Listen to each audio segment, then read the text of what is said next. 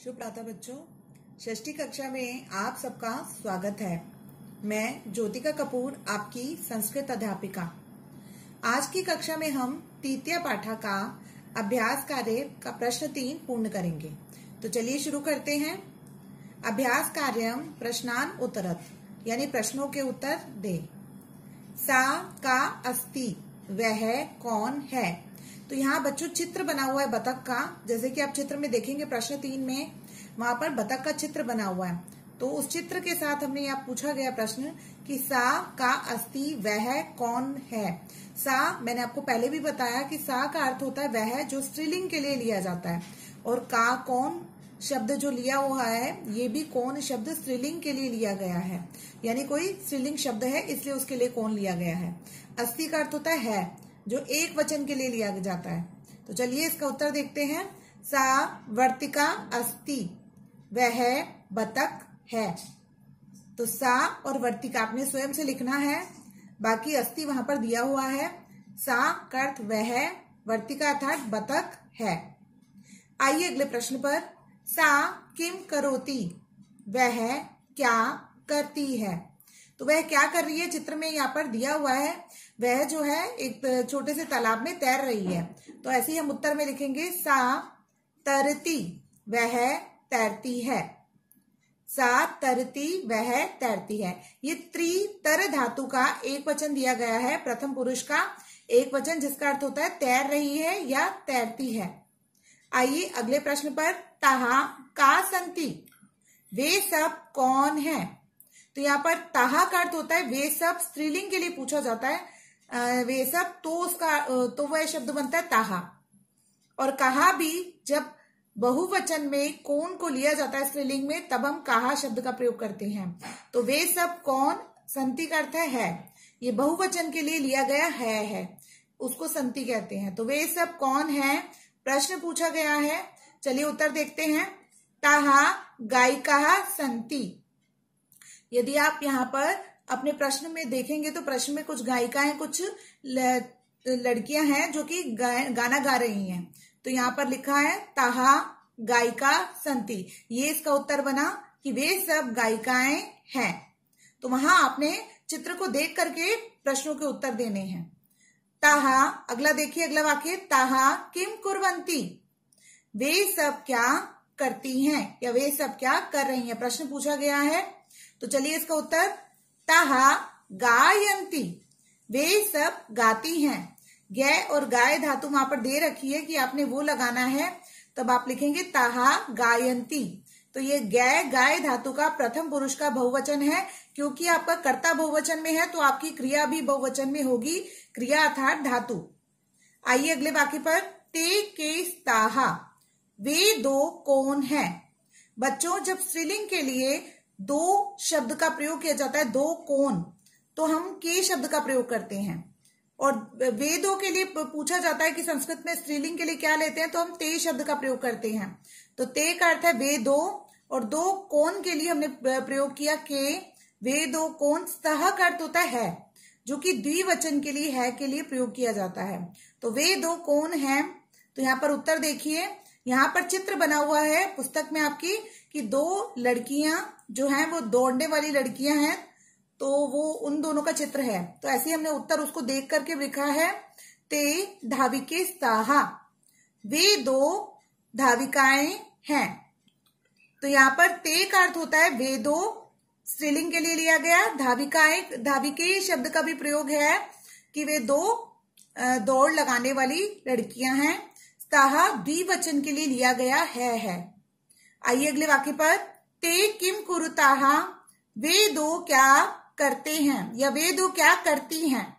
तो उत्तर है ते धावताहा, वे दो दौड़ रही हैं या वे दो दौड़ती हैं। एशाह का, एशा का यह कौन है।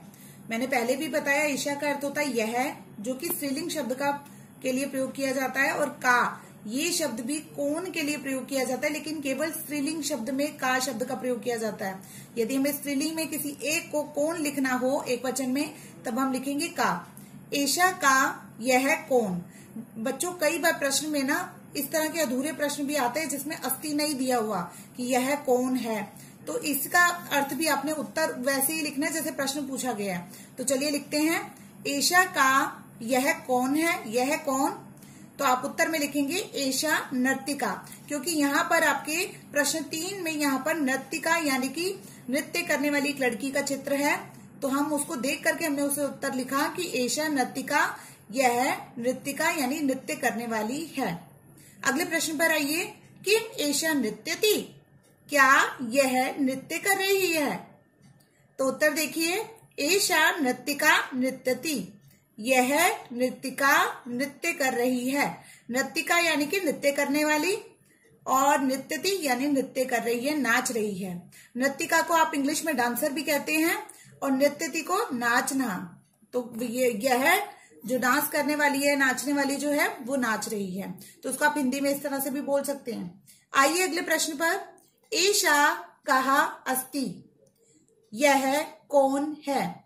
एषा शब्द जिसमें विसर्ग हो वो पुल्लिंग शब्दों के लिए प्रयोग किया जाता है। तो यहाँ पर एक बच्चों बालक का चित्र है, उसको देख करके हमने उत्तर लिखा है। आप पुस्तक में देखिएगा कि यहाँ पर बालक का चित्र है, तो हमने उसी को देख करके उत्तर लिखा है। पहले प्रश्न समझिए, एषा का अर्थ है यह, कहा का अर्थ है कौन, अस्ति का अर्थ है। एषा यह पुल्लिंग के लिए, और कौन पुल्लिंग शब्द का ही एक वचन है, कहा। तो यदि हमें किसी एक पुल्लिंग शब्द को कौन लिखना हो तब हम कहा शब्द का प्रयोग करते हैं। ऐसे ही यदि हम किसी स्त्रीलिंग शब्द में किसी को कौन लिखना हो एक वचन में, तब हम का शब्द का प्रयोग करते हैं। ये बात याद रखिएगा बच्चों, कहा और का। आइए इसका अर्थ देखते हैं। एषा कहा अस्ति, यह कौन है। तो उत्तर बना, एषा बालका अस्ति, यह बालक है। देखिए मैंने पहले भी बताया आपको, विसर्ग जिसके पीछे भी लगी हो वो सभी जो है पुल्लिंग शब्दों को संबोधित करते हैं। तो एषा और बालका दोनों ही पुल्लिंग शब्द हैं। यह बालक है और ये एक वचन के लिए है, अस्ति। आइए अगले प्रश्न पर, किम एषा लिखति, क्या यह लिखता है या क्या यह लिख रहा है। उत्तर देखिए, ना दोनों में शब्द दे रखे हैं वहां पर, तो ये उत्तर हमने बनाया कि ना एषा ना लिखती, नहीं यह नहीं लिख रहा, क्योंकि वह पिक्चर में जो वो चित्र है वो उसमें कोई और कार्य कर रहा है। देखिए वो बॉल से खेल रहा है। आइए अगले प्रश्न पर, एताहा कहा संति, ये सब कौन है। एताहा शब्द स्त्रीलिंग का ये सब का बहुवचन है। ऐसे ही कहा शब्द स्त्रीलिंग का कौन शब्द का बहुवचन है। तो ये बातें याद रखिएगा आप, ये सब कौन है और संति शब्द है का बहुवचन है। जब आप हिंदी में लिखते हो ना है और ऊपर बिंदी लगाते हो क्योंकि वो बहुवचन है, ऐसे ही संस्कृत में उस है को संति कहते हैं।